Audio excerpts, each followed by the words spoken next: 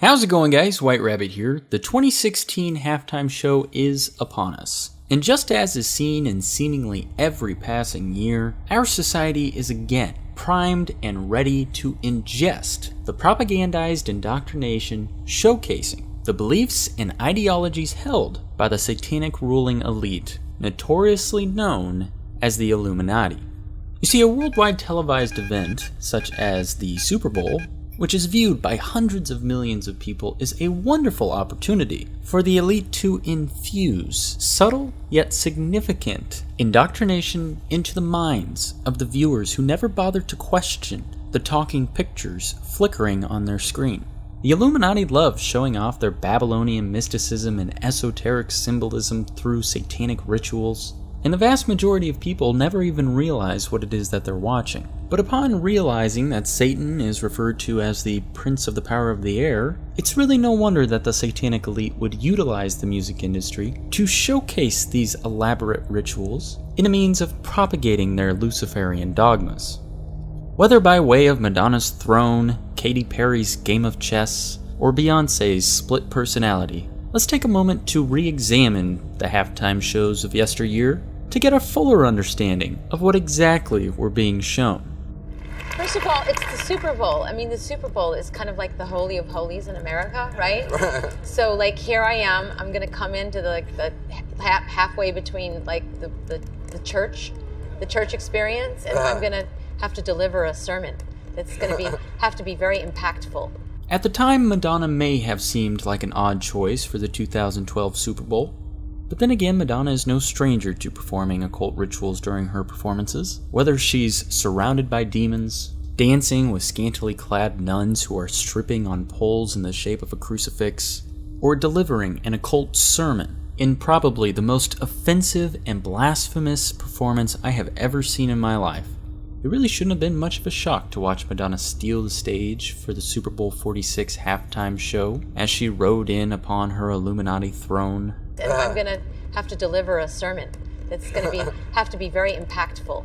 Aside from dancing alongside depictions of Baphomet and a fallen angel, this halftime show performance also had its fill of subliminal messaging, featuring a winged sun disk, which Egyptian mystics used for ritualistic magic, a quite noticeable mark of the beast complete with ox symbolism, and a depiction of Madonna performing on a Masonic altar where she is literally inside the inner circle between two Masonic pillars on a stage in the shape of the infamous Illuminati owl representing the Roman goddess Minerva. But the real focal point of this Illuminati ritual for me was during the closing song, where Madonna took the stage with a gospel choir standing before the Illuminati all-seeing eye and openly worshipping Lucifer when she sings her famous song, Like a Prayer.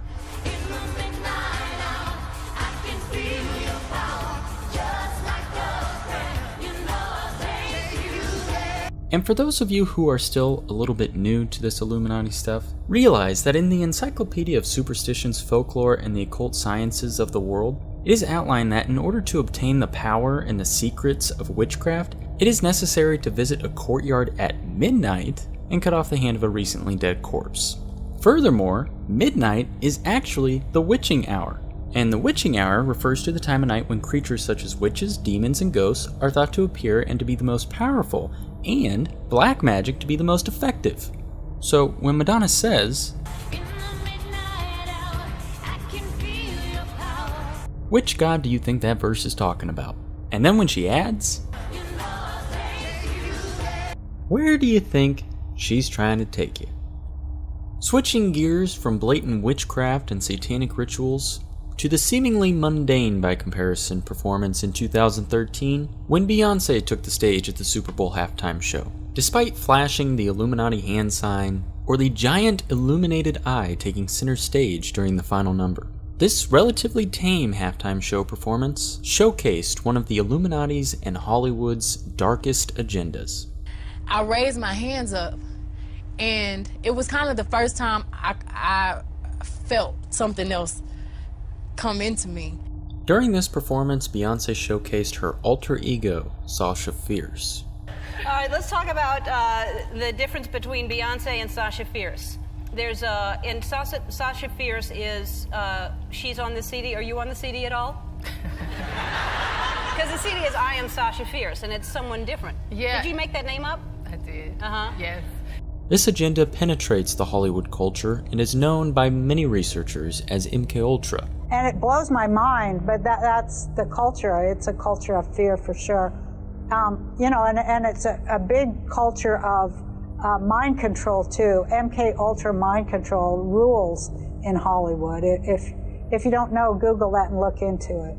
This soul partitioning campaign known as MKUltra was flaunted across the Super Bowl stage.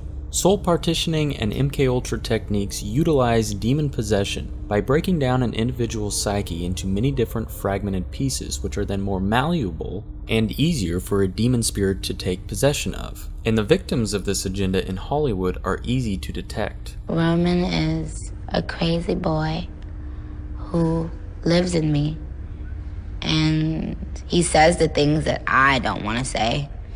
While this can be invoked many different ways, both voluntarily or drug-induced, the most common technique utilized in Hollywood is through childhood abuse and torture techniques.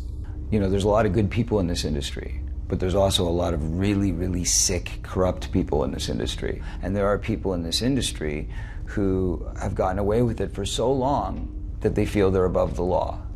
And that's got to change. That's got to stop. This very real and very disturbing, relatively unknown agenda was depicted and showcased all throughout Beyoncé's performance. From the stage itself depicting two faces mirroring each other, to her emulating Shiva, the goddess of destruction, splitting off into multiple different personalities, illustrating the fragmentation of an individual's psyche, to the shattering window of an individual's soul. And with all the black and white symbolism prevalent throughout the performance, it isn't difficult to figure out who's responsible for these agendas. But the true hallmark came at the end of her performance, when she kneeled on the altar to sing her song Halo.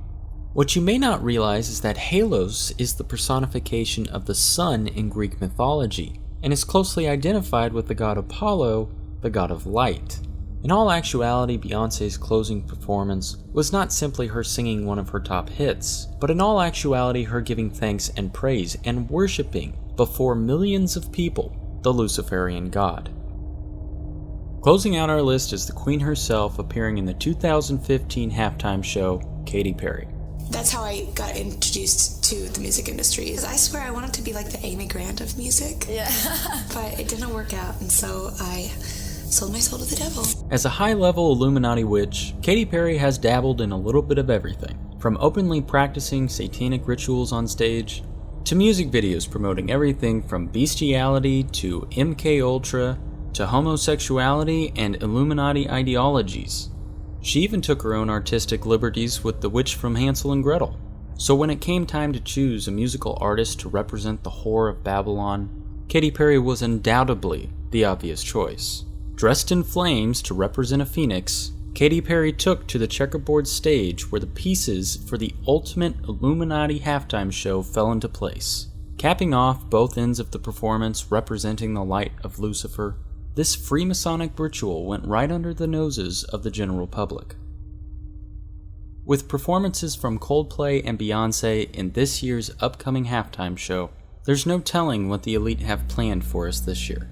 So make sure to stay tuned to this channel for my upcoming Illuminati occult symbolism breakdown in this year's halftime show performance. If you haven't already, please like and subscribe. Thanks, and God bless.